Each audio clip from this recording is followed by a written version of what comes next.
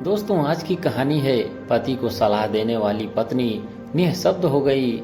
आप इतनी देर से फोन पर किससे बातें कर रहे थे? ऐसा लग रहा था जैसे आप किसी से रुपयों के लेन देन की बातें कर रहे थे।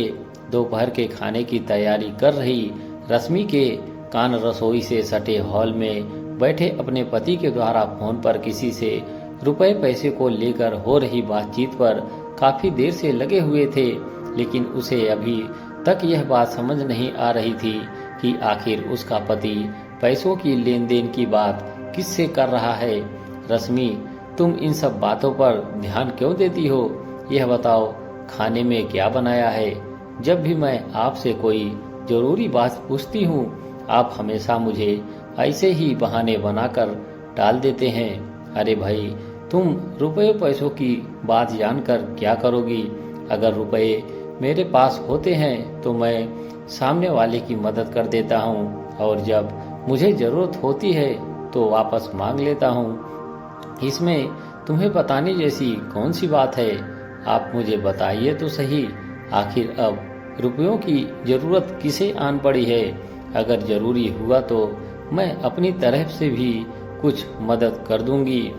रश्मि जानती थी कि राजेश उसे यूं ही कुछ बताने वाला नहीं है, इसीलिए रश्मि ने अपनी तरफ से सहानुभूति का दिखावा करना जरूरी समझा।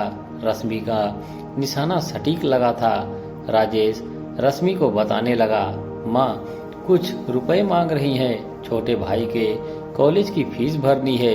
एक बात कहूँ, अगर आप बुरा ना माने तो? हाँ कहो।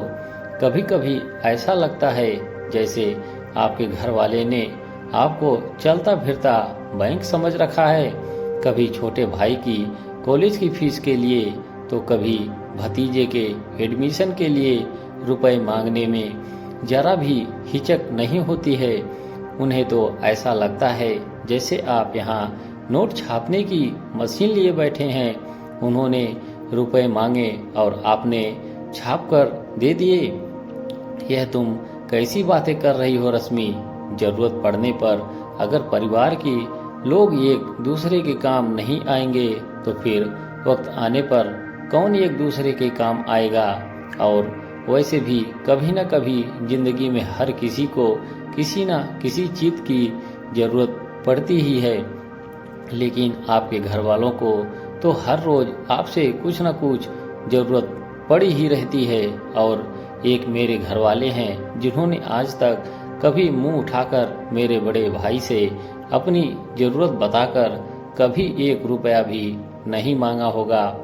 देखो रश्मि, एक बात तुम हमेशा याद रखना, मदद उसी से मांगी जाती है जो मदद करता है। जो कभी मदद करता ही नहीं है उसे भला कोई मदद मांगेगा भी तो कैसे?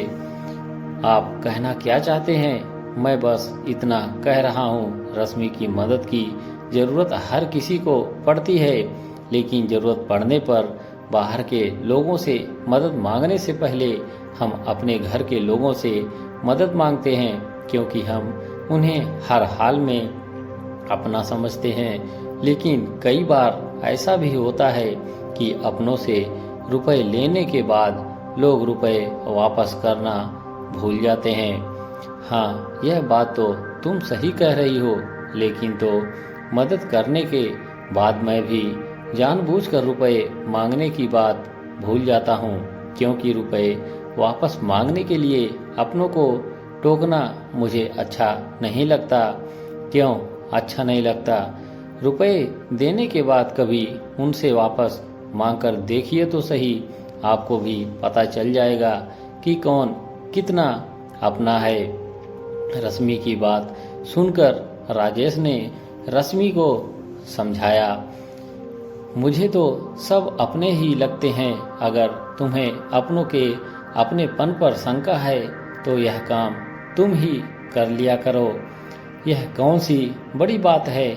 और वैसे भी अपने रुपए वापस मांगने में कैसी झिझक? आप बताइए तो सही, आखिर रुपए वापस मांगने किससे हैं? रश्मि अचानक तैश में आ गई, लेकिन राजेश धीरे से मुस्कुराया। पिछले महीने तुम्हें बिना बताए तुम्हारे पिताजी के लीवर में के ऑपरेशन के वक्त अस्पताल की फीस भरने में तुम्हारे बड़े भाई की मदद की थी। पूरी रकम तो मुझे याद नहीं, वह तुम अपने बड़े भाई से ही पूछ लेना, लेकिन वह तुम्हें जितने भी रुपए वापस करे चुपचाप वापस ले लेना।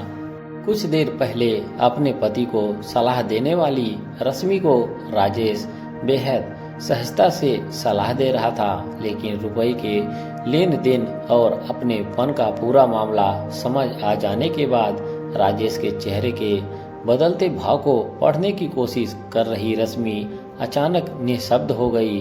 उसे कुछ जवाब देते नहीं सूझ रहा था। दोस्तों, कहानी आपको कैसी लगी कमेंट बॉक्स में अपनी अपनी राय जरूर लिखें। हमारे चैनल से जुड़े रहने के लिए आप सभी का धन्यवाद।